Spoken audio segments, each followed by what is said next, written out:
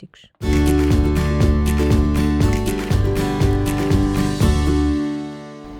Bem-vindos a mais um episódio do módulo Qual o Propósito? Em episódios anteriores fomos falando do cliente, do novo cliente e da customização e da escuta ativa e da importância de mudarmos a nossa forma de estar com este novo cliente. Hoje vamos entrar um pouquinho mais profundamente no que queremos dizer com isto e vamos falar de empatia, desta buzzword que entretanto surgiu e que está em todo o lado na última década. Vamos oferecer aos nossos ouvintes técnicas para aplicarem, entenderem e aplicarem empatia no seu dia-a-dia. Mas como tudo na vida tem um lado B, vamos também estudar e perceber as fronteiras da empatia, tão importantes, principalmente quando se fala de saúde. Alexandra, empatia é um tema forte, tem estado em todas as conversas nos últimos anos, sejam elas de negócios, de recursos humanos, de liderança, na vida, enfim. Porquê é que achas que isto acontece? Bom, antes de mais, e tu já falavas nisto num episódio anterior, nós, enquanto seres humanos, estamos realmente biologicamente preparados para nos conectarmos com o outro, mesmo que não seja muito consciente para nós, da grande maioria das vezes, mas é assim que nós estamos feitos e construídos. E efetivamente isso leva-nos a querer compreender melhor o outro, tantas vezes, agora estamos nesta era também de falarmos mais do propósito, a queremos ver para além de nós e a ter um impacto também no outro. Portanto, faz parte da nossa forma de ser e, acima de tudo, é transversal às relações em si, seja as relações profissionais, seja as relações entre pares, família, é algo que faz sentido e que tem vindo a ser cada vez mais colocado na moda, diria eu, precisamente porque serve este propósito de criar melhor relação, uma relação de confiança, uma relação sólida, uma relação genuína com o outro, ok? Eu vejo aqui, algumas vezes acho que ainda há confusão entre os dois termos, simpatia e empatia. Eu vejo muita gente ser simpática e dizer que é empática. Podes ajudar a esclarecer a diferença entre simpatia e empatia? É muito importante e eu vejo o mesmo do que tu nesse sentido, ou seja, a grande maioria das pessoas confunde estes termos, acha que está a ser sempre totalmente empática quando está a ser simpática. Então eu acredito que efetivamente este é o primeiro passo para nós compreendermos mesmo o que é isto da empatia, ok? E dou-te um exemplo, por exemplo, simpatia, embora, e fazemos já aqui um ponto de honra, que é a simpatia vem de um lugar bom, vem de um lugar, eu não tenho uma má intenção quando sou simpático, mas o resultado é muitas vezes desconexão, desigualdade, distanciamento até. Porquê? Porque eu muitas vezes, quando estou a ser simpático, o meu principal propósito é ou agradar o outro, ou oferecer uma solução, ou o que quer que seja. Que ou até fechar o assunto, despachar ou fechar o assunto. E muitas vezes isso vai quase que passar por cima das emoções que a outra pessoa tem do outro lado. Eu dou-te um exemplo, eu não sei, e acho que isto pode acontecer de um lugar realmente mesmo bom. Imagina que um cliente vai à farmácia e que até tem mais à vontade com o farmacêutico e partilha que recebeu recentemente o diagnóstico de uma doença grave, incapacitante, ou de uma doença no geral.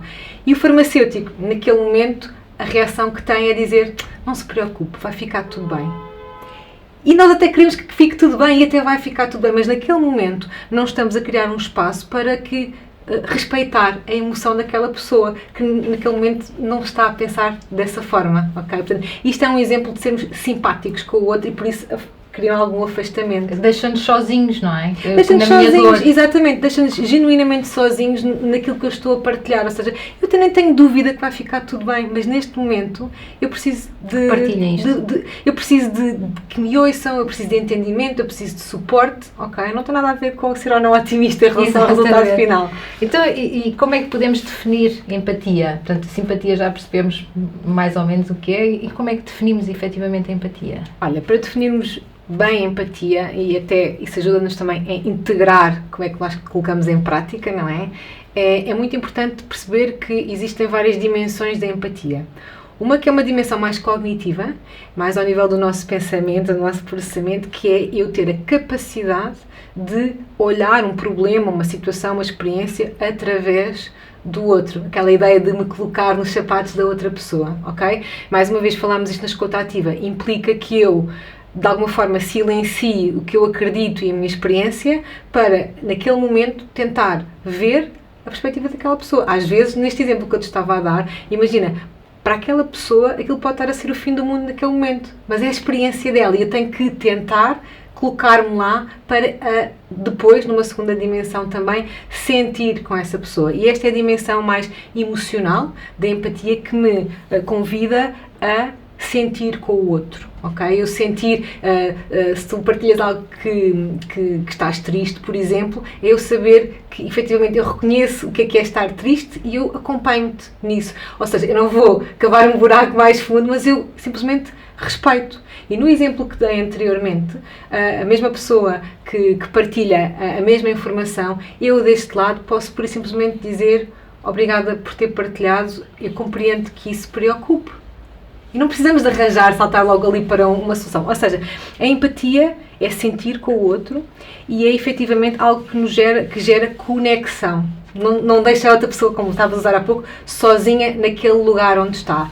É também uma das principais competências de inteligência emocional, que é outra área que também tem vindo a ser muito falada nas últimas décadas até, e que exige algo muito, muito importante, que é, exige que eu também tenha uma outra competência de inteligência emocional, que é desenvolver a minha autoconsciência emocional. Ou seja, eu realmente tenho que saber o que é para mim sentir dor, tristeza, frustração, ansiedade, alegria, ok? Para poder também ter essa melhor ligação ao outro. E isso muitas vezes também nos coloca num lugar mais vulnerável, não é? De alguma forma.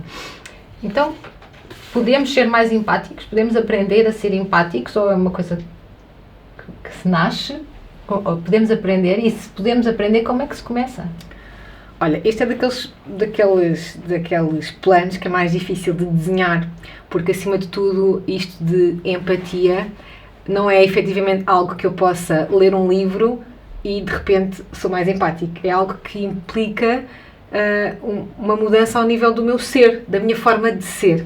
Mas existem, ainda assim, para ajudar aqui a guiar este processo, existem alguns fatores muito importantes que devemos ter em conta quando queremos colocar isto na nossa agenda. Em primeiro lugar, entender que se isto vai ser ao nível da minha pessoa, da minha essência, é uma jornada para a vida. Ou seja, eu de repente não adquiro o nível máximo de empatia. Isto é algo que eu tenho que ir praticando, não é algo que fica aqui embodied, estás a ver? Então é uma jornada para a vida, implica que eu vou ter sempre que ir praticando isso de ser com as outras pessoas. E depois temos um primeiro lembrete neste sentido. A empatia começa em nós. Eu não posso oferecer algo que eu não tenha. Então saber que o primeiro passo, nós normalmente quando tentamos pôr alguém em prática, tentamos sempre pôr a fazer e a fazer com o outro. Não, aqui a empatia começa em nós. É importante eu saber e criar um lugar para lidar com as minhas emoções, para entender o que é que eu sinto, o que é que eu penso quando alguém me diz alguma coisa, não é? Porque às vezes é isso que salta para a conversa. O que é que eu penso quando alguém partilha comigo que está triste ou frustrado? O que é que entra em jogo? E depois também um segundo aspecto que tem a ver com isto da empatia, nos colocar no lugar de vulnerabilidade. E a vulnerabilidade entra a par com a empatia como uma buzzword, existe cada vez mais. Então, a nível da liderança, fala-se muito disso também, que é, de alguma forma, este termo liga-nos à autenticidade que falávamos da outra vez. É eu ser exatamente como sou, é efetivamente aceitar que posso, para ser mais empático, também muitas vezes colocar-me num lugar desconfortável. Significa que eu vou, às vezes, assumir perante a outra pessoa que eu próprio também já senti as mesmas coisas. E eu posso não querer. Portanto, efetivamente, estes são, assim, eu diria, os dois principais. Mas eu estava aqui a pensar, a ouvir-te, nos colocarmos tanto assim no lugar do outro, sentir as mesmas dores no outro, às vezes a empatia leva-nos a ser um pouco condescendentes, não achas? É uma barreira tenue, não é? É, ou seja, eu diria que este seria um terceiro ponto a ter em conta quando nós queremos colocar em prática a empatia, que é efetivamente reconhecer os limites. Eu perceber o que é empatia ou o que já é outra coisa. Porque de repente, se eu estender a empatia até ao infinito, eu vou dar comigo a resolver problemas que não são meus, eu vou dar comigo a ficar completamente devastada quando aquele cliente que chega à farmácia que realmente com aquela notícia E eu deixo-me levar também por isso, ou seja, eu fico demasiado nesses lugares e por isso é muito importante haver limites, porque eu estou a falar em relação farmacêutico-cliente, mas podemos falar entre pares também, porque é importante também criar uma cultura que envolva esta prática da empatia. E quando eu não coloco limites, eu não estou a dar espaço ao outro para entender quais é que são os seus pontos fortes e fracos, para ser resiliente e, acima de tudo, para aprender. Por exemplo, num contexto de trabalho, não é? Eu posso ser empático e, ao mesmo tempo, explicar àquela pessoa que aquilo não é feito desta maneira, é de outra, ou seja, não quer prejudicar o seu processo de aprendizagem. Portanto, há sim um limite muito ténue, que é, ok, eu estou a sentir contigo e, ainda assim, posso, neste caso da aprendizagem, aprender algo ou evoluir e não ser uma desculpa para tudo, na verdade. Não sei se respondi à tua pergunta. Sim, respondeste. Nesta parte da saúde também é muito importante, não é? Ser empático e afastar-nos um bocadinho também. Conseguimos ter esta visão um bocadinho de fora, não é? Sim, porque senão drena-nos completamente, não é? Exatamente. É importante isso. É uma competência que exige muito de nós, não é? Mais porque, como dizias, é uma jornada para a vida, não é? Sim. É mais do que ser, é mais do que fazer, temos que ser. Isto torna a aprendizagem mais difícil? Torna, e acima de tudo, mais uma vez te digo, é porque a aprendizagem requer prática e a prática requer olhar para dentro, ou seja, não é instantâneo, não pode ser instantâneo. E mais uma vez, nós falávamos isto na escutativa, a escutativa está ao serviço da empatia, portanto é uma ferramenta, uma forma também de eu mostrar que estou a ser empático com outra pessoa e se calhar podemos aqui também concretamente escolher algumas pessoas e colocar na mente como é que eu posso ser empático numa próxima vez que alguém que esteja a interagir com alguém. Portanto, não é instantâneo, não é fácil, mas vale a pena, efetivamente, porque daí surgem efetivamente aquelas relações mais empáticas, genuínas e de confiança, na verdade. Olha, e no contexto da farmácia? Porque nós agora estamos assim um bocado no éter. Aqui no contexto da venda na farmácia, deixa-me dizer isso. Sim. Sou eu, it's me. Mas neste contexto da venda na farmácia, como é que funciona esta coisa da empatia, tendo em conta que às vezes nós queremos despachar serviço, não é? E dizemos que o cliente quer estar just in time e nós... Como é que funciona, né? O tempo escasseia na farmácia, não é? Como é que nós efetivamente podemos ser mais empáticos quando o tempo está tão controlado?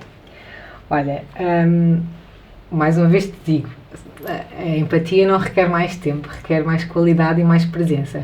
Acima de tudo, pensem comigo, nós estamos num contexto de saúde em que todos os dias nos entram na farmácia clientes que podem vir carregados emocionalmente, já falámos sobre isso, com tristeza, ansiedade, depressão, frustração e ao mesmo tempo pessoas que vêm carregadas com até boas notícias, com alegria, entusiasmo, motivação.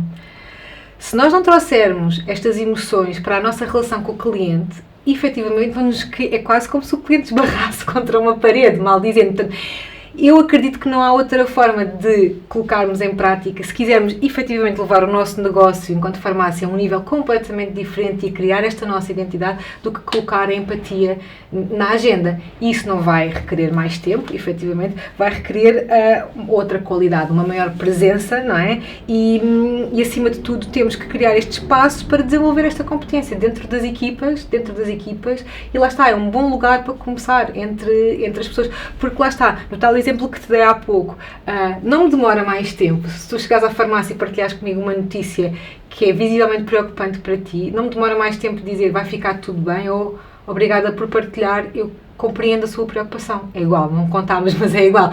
Então, estes são pequeninos gestos, claro que a empatia não se resume a isto, mas que nós podemos criar estes novos hábitos de servir. E isso vai ter um impacto muito, muito, muito grande na forma como o cliente olha para nós. Começa com passos pequeninos, não é? Sim, e o cliente vai olhar para nós de uma forma muito diferente, efetivamente. Eu por acaso, aqui lembro-me até de alguns estudos científicos que li, nomeadamente na área médica, da importância da empatia até na recuperação do doente. Sim, inclusivamente há estudos e há evidências hoje em dia, acredito que também no contexto de farmácia possa acontecer, porque no fundo estamos a falar do mesmo contexto geral de saúde, mas em termos da prática clínica com médicos, uma relação positiva entre a empatia e também a satisfação, a adesão do paciente, neste caso, às terapêuticas, a uma melhor história clínica, a melhor conseguir uma melhor história clínica e inclusivamente a diminuir situações situações como stress, depressão e muitas vezes até aumenta a capacidade de coping do paciente. Portanto, isto é válido num contexto de médico-paciente, é igualmente válido num contexto de farmácia. Estamos a falar da mesma coisa. Por isso, sim, lá está. Mais do que é algo que efetivamente está comprovado e que existe hoje em dia. Portanto, acho que está mais do que da hora de colocarmos na agenda do dia-a-dia. Então, e para terminarmos, agora quem ouviu o nosso programa e que quer efetivamente começar a aplicar a empatia no seu dia-a-dia, mas que trabalha numa equipa, não é? Que trabalha com outros colaboradores, achas que é possível uma pessoa só criar uma cultura de empatia?